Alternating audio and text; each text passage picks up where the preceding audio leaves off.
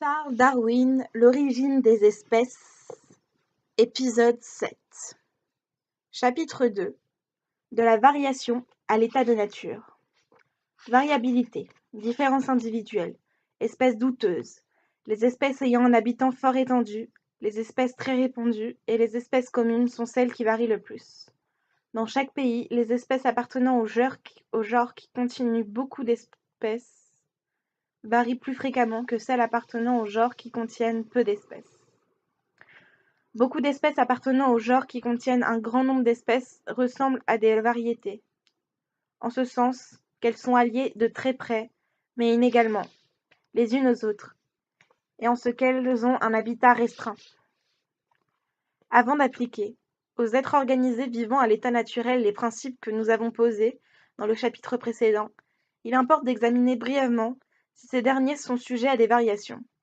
Pour traiter ce sujet avec l'attention qu'il mérite, il faudrait dresser un long et aride catalogue de faits. Je réserve ces faits pour un prochain ouvrage.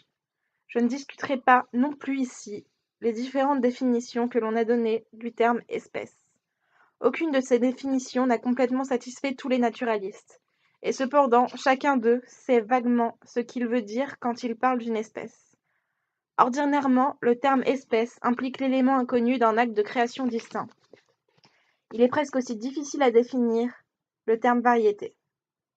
Toutefois, ce terme implique presque toujours une communauté de descendance, bien qu'on puisse rarement en fournir les preuves. Nous avons aussi ce que l'on désigne sous le nom de monstruosité, mais elles se confondent avec les variétés. En se servant du terme monstruosité, on veut dire, je pense, une déviation considérable de conformation, ordinairement nuisible ou tout du moins peu utile à l'espèce. Quelques auteurs emploient le terme variation dans le sens technique, c'est-à-dire comme impliquant une modification qui découle directement des conditions physiques de la vie. Et, dans ce sens, les variations ne sont pas susceptibles d'être transmises par hérédité. Qui pourrait soutenir cependant que la diminution de taille des coquillages dans les eaux saumâtres de la Baltique, ou celle des plantes sur le sommet des Alpes, ou que l'épaississement de la fourrure d'un animal arctique ne soit pas héréditaire pendant quelques générations tout au moins? Dans ce cas, je le suppose, on appellerait ces formes des variétés. On peut donner le nom de différences individuelles aux différences nombreuses et légères qui se présentent chez les descendants d'un même parent, ou auxquelles on peut assigner cette cause parce qu'on les observe chez des individus de la même espèce habitant une même localité restreinte. Nul ne peut supposer que tous les individus de la même espèce soient coulés dans un même moule. Ces différences individuelles ont pour nous la plus haute importance, car elles fournissent des matériaux sur lesquels peut agir la sélection naturelle, et qu'elle peut accumuler de la même façon que l'homme accumule, dans une direction donnée, les différences individuelles et de ses produits domestiques. Ces différences individuelles affectent ordinairement des parties que les naturalistes considèrent comme peu importantes. Je pourrais toutefois prouver par de nombreux exemples que des parties très importantes, soit au point de vue physiologique, soit au point de vue de la classification, varient quelquefois chez des individus appartenant à une même espèce.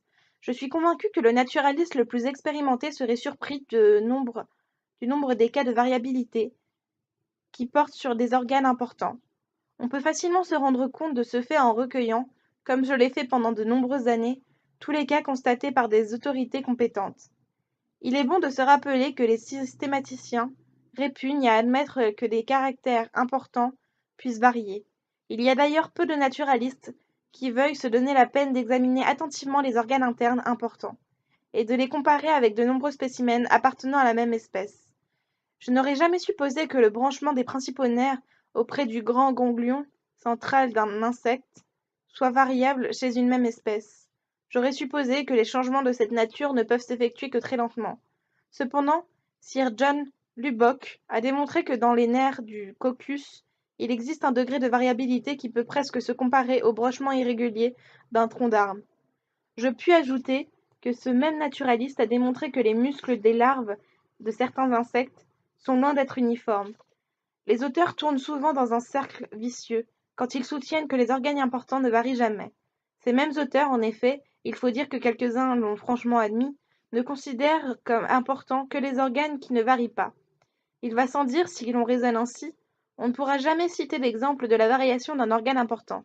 Mais si l'on se place à tout autre point de vue, on pourra certainement citer de nombreux exemples de ces variations. Il est un point extrêmement embarrassant relativement aux différences individuelles. Je fais allusion aux genres que l'on a appelés protènes ou polymorphes, genres chez lesquels les espèces varient de façon déréglée. À peine y a-t-il deux naturalistes qui soient d'accord pour classer ces formes comme espèces ou comme variétés. On peut citer comme exemple les genres Rubus, Rosa et Hieracium chez les plantes, plusieurs genres d'insectes et de coquillages brachiopodes. Dans la plupart des genres polymorphes, quelques espèces ont des caractères fixes et définis. Les genres polymorphes dans un pays semblent, à peu d'exceptions près, l'être aussi dans un autre, et, s'il faut en juger par les brachiopodes, ils l'ont été à d'autres époques. Ces faits sont très embarrassants, car ils semblent prouver que cette espèce de variabilité est indépendante des conditions d'existence. Je suis disposée à croire que chez quelques-unes de ces genres de polymorphes, tout au moins, ce sont là des variations qui ne sont ni utiles ni nuisibles à l'espèce, et qu'en conséquence, la sélection naturelle ne s'en est pas emparée, pour les rendre définitives, comme nous l'expliquerons plus tard. Difficulté d'établir une limite entre les différences individuelles et la variété, entre les variétés et les sous-espèces ou les espèces. Les différences individuelles constituent les premiers degrés vers la variété. Une variété fortement accusée est le commencement d'une espèce. Alphonse de Candolle et quelques autres naturalistes ont démontré que les plantes ayant un habitat très étendu ont ordinairement des variétés. Cela est parfaitement compréhensible, car ces plantes sont exposées à diverses conditions physiques, et elles se trouvent en concurrence, ce qui, comme nous le verrons plus tard, est également important ou même plus important encore, avec différentes séries d'êtres organisés. Toutefois, nos tableaux démontrent en outre que, dans tout pays limité, les espèces les plus communes, c'est-à-dire celles qui comportent le plus grand nombre d'individus et les plus répandues dans leur propre pays, considération différente de celle d'un habitat considérable et, dans une certaine mesure, de celle d'une espèce commune, offrent le plus souvent des variétés assez prononcées pour qu'on en tienne compte dans les ouvrages botaniques. On peut donc dire que les espèces qui ont un habitat considérable, qui sont le plus répandues dans leur pays natal et qui comportent le plus grand nombre d'individus, sont les espèces florissantes ou espèces dominantes, comme on pourrait les appeler, et sont celles qui produisent le plus souvent des variétés bien prononcées, que je considère comme des espèces naissantes. On aurait pu, peut-être, prévoir ces résultats. En effet, les variétés, afin de devenir permanentes, ont nécessairement à lutter contre les autres habitants du même pays. Or, les espèces qui dominent déjà sont la plus propre à produire des rejetons qui, bien que modifiés dans une certaine mesure, héritent encore des avantages qui ont permis à leurs parents de vaincre leurs concurrents. Si on divise en deux masses égales les plantes habitant un pays, telles qu'elles sont décrites dans sa flore, et que l'on place d'un côté toutes celles appartenant aux genres les plus riches, c'est-à-dire aux genres qui comportent le plus d'espèces, et de l'autre les genres les plus pauvres, on verra que les genres les plus riches comprennent un plus grand nombre d'espèces, très communes, très répandues, ou, comme nous les appelons, d'espèces dominantes. Cela était encore à prévoir. En effet, le simple fait que beaucoup d'espèces du même genre habitent un pays démontre qu'il y a, dans les conditions organiques ou inorganiques de ce pays, quelque chose qui est particulièrement favorable à ce genre. En conséquence, il était à prévoir qu'on trouverait dans les genres les plus riches, c'est-à-dire dans ceux qui comprennent beaucoup d'espèces, un nombre relativement plus considérable d'espèces dominantes. Toutefois, il y a tant de causes en jeu tendant à contrebalancer ce résultat, que je suis très surpris que mes tableaux indiquent même une petite majorité en faveur des grands genres. Je ne mentionnerai ici que deux de ces causes. Les plantes d'eau douce et celles d'eau salée sont ordinairement très répandues et ont une extension géographique considérable, mais cela semble résulter de la nature des stations qu'elles occupent, et n'avoir que peu ou pas de rapport avec l'importance des gens auxquels ces espèces appartiennent.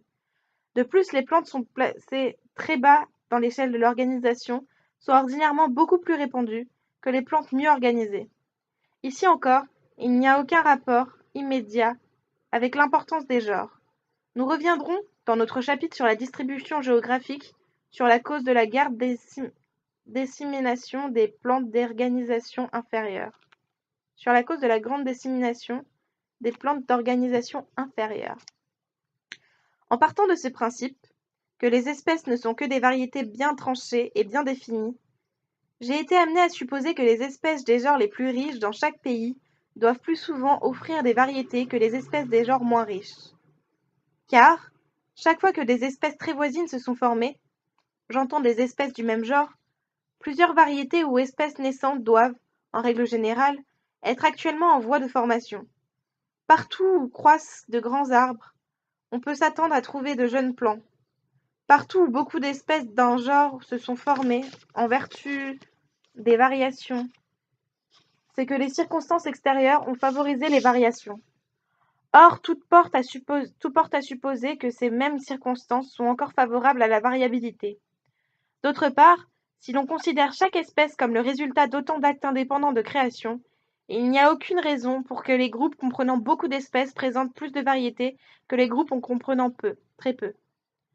Pour vérifier la vérité de cette prévision, j'ai classé les plantes de 12 pays et les insectes coléoptères de 2 régions, en 2 groupes à peu près égaux, en mettant d'un côté les espèces appartenant aux genres les plus riches et de l'autre celles appartenant aux genres les moins riches. Or, il s'est invariablement trouvé que les espèces appartenant aux genres les plus riches offrent plus de variétés que celles appartenant aux autres genres. En outre, les premières présentent un plus grand nombre moyen de variétés que les dernières. Ces résultats restent les mêmes quand on suit un autre mode de classement et quand on exclut des tableaux les plus petits genres, c'est-à-dire les genres qui ne comportent que d'une à 4 espèces. Ces faits ont une haute signification si on se place à ce point de vue, que les espèces ne sont que des variétés permanentes et bien tranchées, car partout où se sont formées plusieurs espèces du même genre, ou si nous pouvions employer cette expression, partout où les causes de cette formation ont été très actives, nous devons nous attendre à ce que ces causes soient encore en action. D'autant que nous avons toute raison de croire que la formation des espèces doit être très lente. Cela est certainement le cas si l'on considère les variétés comme des espèces naissantes, car mes tableaux démontrent clairement que, en règle générale, partout où plusieurs espèces d'un genre ont été formées, les espèces de ce genre présentent un nombre de variétés, c'est-à-dire d'espèces naissantes, beaucoup au-dessus de la moyenne. Ce n'est pas que tous les genres très riches varient beaucoup actuellement, et accroissent ainsi le nombre de leur espèce, ou que les genres moins riches ne varient pas et n'augmentent pas, ce qui serait fatal à ma théorie. La géologie nous prouve en effet que, dans le cours des temps, les gens pauvres ont souvent beaucoup augmenté, et que les gens riches, après avoir atteint un maximum, ont décliné et ont fini par disparaître.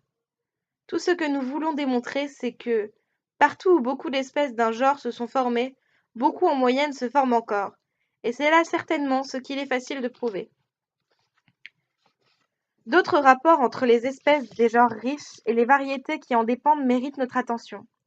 Nous avons vu qu'il n'y a pas de critères infaillibles qui nous permettent de distinguer entre les espèces et les variétés bien branchées.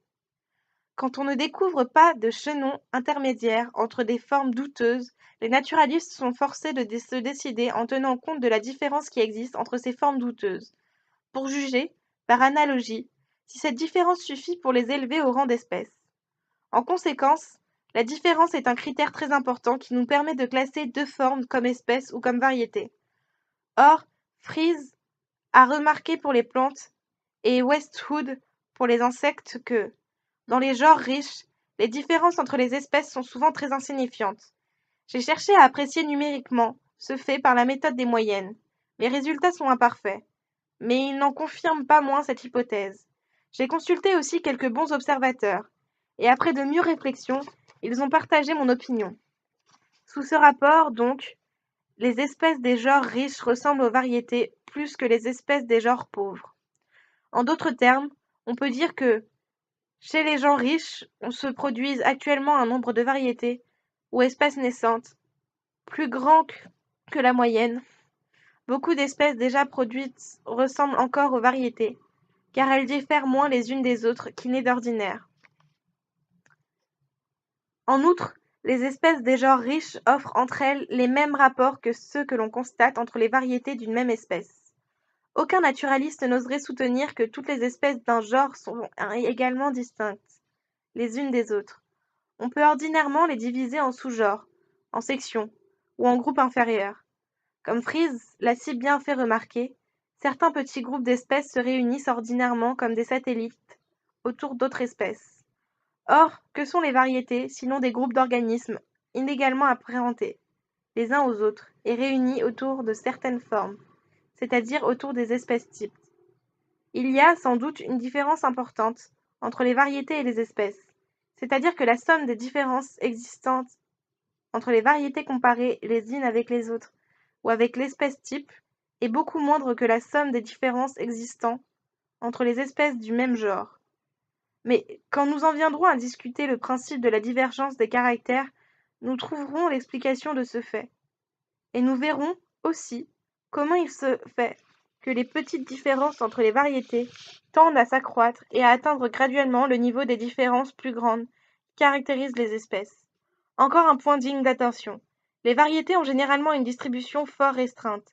C'est presque une banalité que cette assertion. Car si une variété avait une distribution plus grande que celle de l'espèce qu'on lui attribue comme souche, leur dénomination aurait été réciproquement inversée. Mais il y a raison de croire que les espèces très voisines d'autres espèces et qui sous ce rapport ressemblent à des variétés offrent souvent aussi une distribution limitée. Ainsi, par exemple, M. H. C. Watson a bien voulu m'indiquer, dans l'excellent Catalogue des plantes de Londres, 4e édition, 63 plantes qu'on y trouve mentionnées comme espèces, mais qu'il considère comme douteuses à cause de leur relation étroite avec d'autres espèces. Ces 63 espèces s'étendent en moyenne sur 6,9 des provinces ou districts botaniques entre lesquels M. Watson a divisé la Grande-Bretagne. Dans ce même catalogue, on trouve 53 variétés reconnues s'étendant sur 7,7 de ces provinces, tandis que les espèces auxquelles se rattachent ces variétés s'étendent sur 14,3 provinces. Il résulte de ces chiffres que les variétés, reconnues comme telles, ont à peu près les mêmes distributions restreintes que ces formes très voisines que M. Watson m'a indiquées comme espèces douteuses, mais qui sont universellement considérées par les botanistes anglais comme de bonnes et véritables espèces. En résumé, les variétés ont les mêmes caractères généraux que les espèces, car on ne peut les distinguer des espèces que, premièrement, par la découverte des chaînons intermédiaires, et l'existence de ces chaînons ne peut affecter réellement les caractères des formes qu'ils relient. Deuxièmement, par une certaine somme de différences, car si ces deux formes diffèrent très peu, on les classe ordinairement comme des variétés, bien qu'on ne puisse pas directement les relier entre elles. Mais on ne saurait définir la somme des différences nécessaires pour donner à deux formes le rang d'espèce. Chez les genres présentant, dans un pays quelconque, un nombre d'espèces supérieur à la moyenne, les espèces présentent aussi une moyenne de variétés peu considérable. Chez les grands genres, les espèces sont souvent, quoiqu'à un degré inégal, très voisines les unes des autres, et forment des petits groupes autour d'autres espèces. Les espèces très voisines ont ordinairement une distribution restreinte. Sous ces divers rapports, les espèces des grands genres présentent de fortes analogies avec les variétés. Or, il est facile de se rendre compte de ces analogies. Si l'on part de ce principe que chaque espèce a existé d'abord comme variété, on y trouve son origine. Ces analogies, au contraire, restent inexplicables si l'on admet que chaque espèce a été créée séparément. Nous avons vu aussi que ce sont les espèces les plus florissantes, c'est-à-dire les espèces dominantes, des plus grands genres de chaque classe qui produisent en moyenne le plus grand nombre de variétés. Or ces variétés, comme nous le verrons plus tard, tendent à se convertir en espèces nouvelles et distinctes. Ainsi, les genres les plus riches ont une tendance à devenir plus riches encore, et dans toute la nature, les formes vivantes, aujourd'hui dominantes, manifestent une tendance à le devenir de plus en plus, parce qu'elles produisent beaucoup de descendants modifiés et dominants. Mais, pour une marge graduelle que nous expliquerons plus tard, les plus grands genres tendent aussi à se fractionner en des genres moindres. C'est ainsi que, dans tout l'univers, les formes vivantes se retrouvent divisées en groupes subordonnés à d'autres groupes.